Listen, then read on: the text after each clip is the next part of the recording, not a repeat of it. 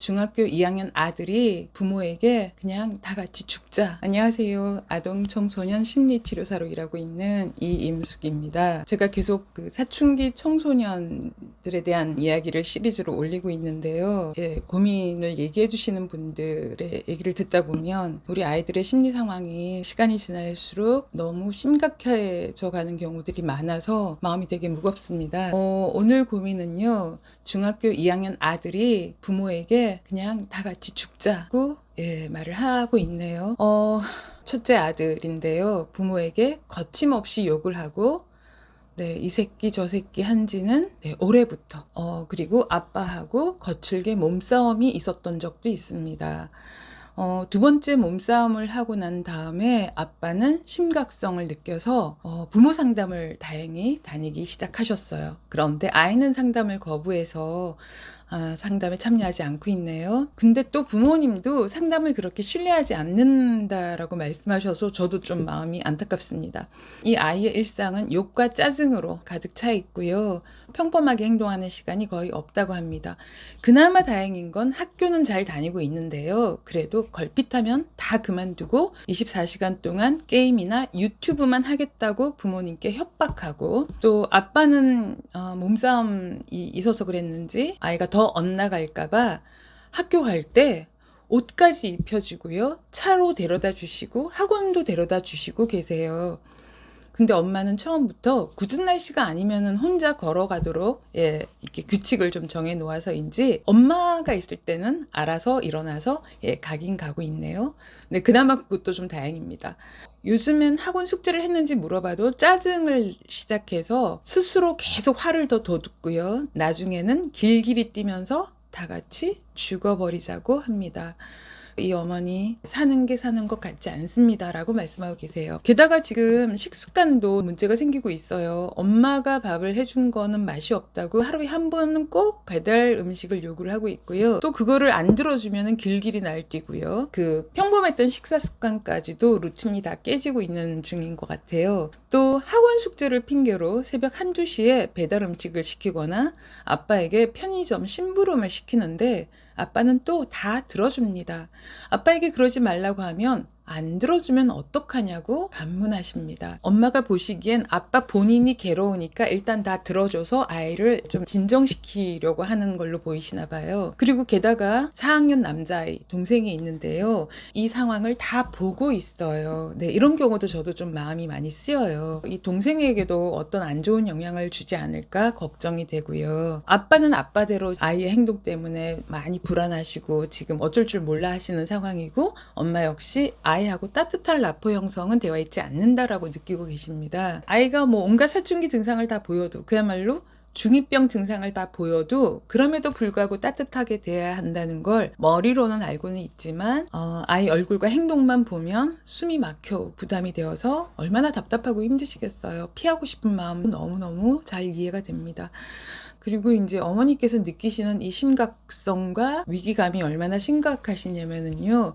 혹시 정말 이러다가 무슨 사고가 나서 신문에, 뉴스에 보도가 되는 건 아닌가라고까지 생각하시는 것 같아요. 자, 우리 아이가 지금 이런 상황인데요. 쉽지 않습니다. 이 정도까지 행동을 보이고 있으면 사실은 쉽지는 않은데요. 자, 그런데 이런 경우에는요. 그나마 지금 다행으로 생각되는 게 무엇인가를 찾아내시는 게 가장 우선인 것 같아요. 그나마 다행인 점. 자, 우선 아빠가 굉장히 이렇게 태도가 달라지셨어요. 아이랑 격한 몸싸움이 2번이나 있을 정도로 굉장히 격하게 아이를 혼내려고 하시다가 아이가 이제 만만찮게 같이 몸싸움이 일어나는 걸 경험을 하면서 완전히 방법을 바꾸셔서 정말 마음에 안 들고 화도 많이 나시겠지만 그럼에도 불구하고 아이를 달래서 일상을 잘 이어갈 수 있게끔 도와주시는 태도로 바뀌었는데, 어머니는 아이도 못마땅한데 그걸 다 받아주고 있는 아빠의 태도도 상당히 문제라고 여기시는 것 같습니다. 자, 그런데 이제 제가 이 아이를 만나서 만일 상담을 한다거나 제가 지금 알고 있는 모든 걸 가지고 지금 이 아이의 엄마 노릇을 한다면은 나는 어떻게 할까를 생각을 좀 정리를 해봤어요. 우선 저는 아빠가 태도가 달라지신 점은 우선은 지지해 드리고 싶습니다. 물론 나중에 이 상태에서 좀 나아져서 아이가 조금 더 마음이 편안해지거나 다시 건강한 마음으로 회복됐을 때는 당연히 자기 일은 자기가 알아서 해야 되고요.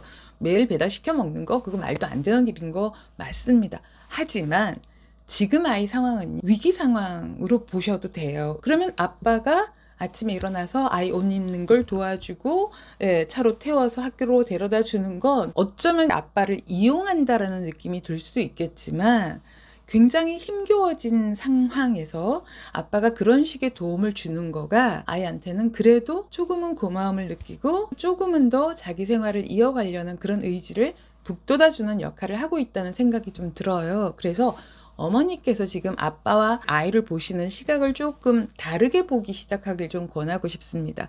그래서 제가 다행인 걸 먼저 찾아보자고 했잖아요. 근데 찾아보니까 다행히 학교를 잘 다니고 있다. 그런데 지금 학교가 힘들어요. 결국은 공부 문제하고 친구 관계의 문제예요. 그리고 또 혹시 선생님 중에 한 분하고 관계가 나빠져도 아이들은 학교를 안 가겠다고 하는 경우들도 꽤 있거든요. 근데 어쨌든 학교에서 뭔가 힘들고 있는 이 아이가 그럼에도 불구하고 학교를 가는데 너무 힘이 드니까 나 이제 그냥 24시간 게임이나 하고 유튜브만 보고 살 거야 라고 계속 반협박식의 말을 엄포를 놓고 있어요. 우리 아이가 그렇게 되기를 정말 원하지 않잖아요. 그러면 우리가 아이를 도와주는 방법은 학교를 잘 갈 수 있도록 도와주는 거고, 그래서 지금 아빠가 도와주는 거는 지금 단계에서는 좋은 지지의 방법이라는 생각이 듭니다. 자, 그리고요, 학원도 가고 있나 봐요. 어머니께서 학원 숙제를 했는지를 묻거든요. 또 아이가 야밤에 학원 숙제를 핑계로 음식을 시켜달라고 요구를 하고 있어요. 그럼 학원도 다니고 있고 잘하든 못하든 학원 숙제를 하려는 의지도 아직도 살아있다라는 거, 여기에 초점을 좀 맞춰주시면 좋겠습니다. 지금 상태가 어머님이 보시면 되게 안 좋아진 상태라고 보지만 사실은 나빠지려면 더 많이도 나빠질 수가 있거든요. 근데 아직 안 나빠지고 있는, 아직도 아이가 자기 의지로 그래도 나 이건 해야 돼 라고 아등바등 지키려고 노력하는 바로 그 지점을 우리가 알고 도와줘야 되는 거예요. 그리고 이 아이는 지금 사실은 부모님에 대해서, 엄마나 아빠에 대해서 얼마나 불만이 많겠어요. 사춘기가 되었다고 해서 없던 불만이 갑자기 생긴 거 아닙니다. 이미 유아기서부터 뭔가 소통에서 문제가 생겼기 때문에 누적된 상처와 불만이나 원망감들이 사춘기가 되면 뻥뻥 터져 나오는 거라고 계속 강조를 드리는데요. 그렇기 때문에 엄마가 해준 거 다 맛없어, 이것도 결국은 진짜 맛이 있고 없고를 떠나서 어쩌면 엄마하고의 관계를 보여주는 모습이기도 해요. 그런데 어떻게 좀 다르게 또 생각해보면은요, 하루 3끼를 다 시켜달라고 하지는 않아요. 하루에 한 끼만 시켜달라고 하는 것도 저는 다행이라는 생각이 듭니다. 제가 너무 심하게 한쪽 면만 보는 것 같으신가요? 그런데 그렇지 않아요. 정말로 이 아이를 어떻게 하면 좀 더 힘을 주고 쌓였던 불만이나 원망감을 해소를 하고 건강하게 자기 생활을 유지해 갈 수 있게끔 우리가 도와주려면, 너무너무 힘들고 하기 싫음에도 불구하고 아직도 이 아이가 붙들고 있는 게 무엇인가에 초점을 맞추시는 게 너무너무 중요하고, 바로 그 지점에서 길을 찾아가는 것밖에 방법이 없지 않나라는 생각이 들기도 합니다. 그리고 또한 지금 이성적인 조언과 충고가 듣질 않아요. 왜냐하면 아이들의 호르몬이 급격하게 변해서 이 감정적인 충동의 정도가 상상을 초월하는 정도거든요. 나의 15살, 나의 중학교 시절을 한번 떠올려 보세요.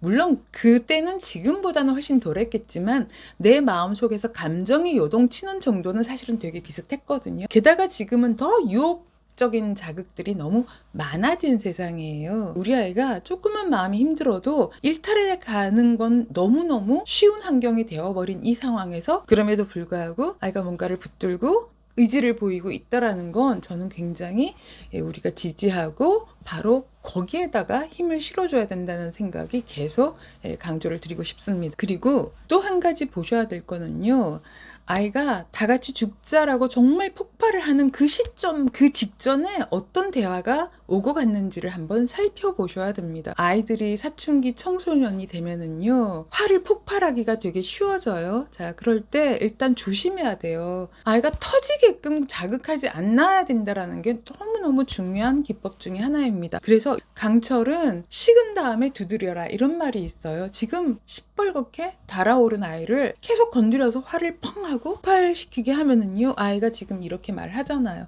지금은 말로만 폭발하고 있는데요, 이게 행동으로까지 옮겨가게 되면은 자살 충동으로 갈 수도 있고, 아니면 정말 타인에게 혹은 가족에게 해를 끼치는 정도까지로 행동이 폭발할 수가 있습니다. 그리고 이런 정도로 아예 막 폭발하기 시작했다라면요, 뭐 한두 번의 상담으로 꿈쩍도 안 해요. 아주 길게 지속적으로 가야만 그 화난 마음이 아주 조금씩 진정이 되고, 예, 자기 생활에서 그럼에도 불구하고 자기가 지금 잘 해나가고 있는 거에 계속 힘을 좀 실어주면은 아주 조금씩 정말로 아주 미세한 변화가 이어지다가 어느 시점 되면은 좀 다행이다, 나아졌다, 이런 느낌을 갖게 되거든요. 그래서 지금 아이를 폭발시키지 않게끔 하셔야 된다라는 거 다시 강조를 드리고 싶고요. 하루에 한 번 배달 음식을 시켜달라는 거, 엄마 아빠는 너무 속상하시겠지만 도덕적으로 남한테 피해를 주는 행동까지는 아직 안 하고 있잖아요. 뭔가 과거에 쌓였던 게 너무 많아서 이렇게 지금 과하게 말을 폭발하고 있고 또 심한 말을 하고는 있지만, 그럼에도 불구하고 이 아이가 학교도 잘 가고 있고 학원도 가면서 숙제도 하려고 의지를 보이는 거, 그쵸? 그리고 또 아빠가 옷 입혀주면은 그거 받아들이고 수용하잖아요. 정말 엄마 아빠가 싫으면은요, 자기 몸에 터치도 못하게 해요. 아빠 차 안 타고 갑니다. 근데 그거를 그냥 못 이기는 척 하면서도 다 받아들이고 있잖아요. 그럼 바로 그 길도 아빠가 찾아내신 한 가지 길인 것 같고요. 어머니께서는 정말 하긴 힘드실 수는 있겠지만 어차피 하루에 한 번 배달 음식을 아이가 시켜 먹는다고 하면은요, 일주일 정도를 아이랑 미리 한번 계획해 보시면 어떨까요? 뭐 이렇게 하시면 좋을 것 같아요. 아이가 조금 진정됐을 때 하루에 한 번 시켜 먹잖아. 그럼 일주일 동안 플랜을 한번 좀 짜봐봐. 월, 화, 수, 목, 금, 토, 일을 너가 시켜 먹을 걸 미리 좀 말해주면 엄마도 좀 식단을 짜는데 도움이 될 것 같아. 그리고 너 시켜 먹을 때 일주일에 한 두어 번 정도는 가족들이 같이 먹어도 좋을 것 같아 라는 방식으로 아이의 의견을 한번 수용해 주시는 방식으로 적용을 해 보시는 것도 좋겠습니다. 오늘 제가 드린 말씀 정말 받아들이기 힘드신 줄 알지만 사실은 거기 말고는 지금 현재는 다른 길을 찾기가 힘들다는 말씀을 드리고 싶네요. 아이가 달라지길 바란다면 우리 자신부터 달라지는 방법밖에 없는 것 같습니다. 부모님의 노력으로 분명히 변해갈 거라는 말씀은 드리고 싶습니다. 오늘 방송 도움되셨기 바라고요. 감사합니다.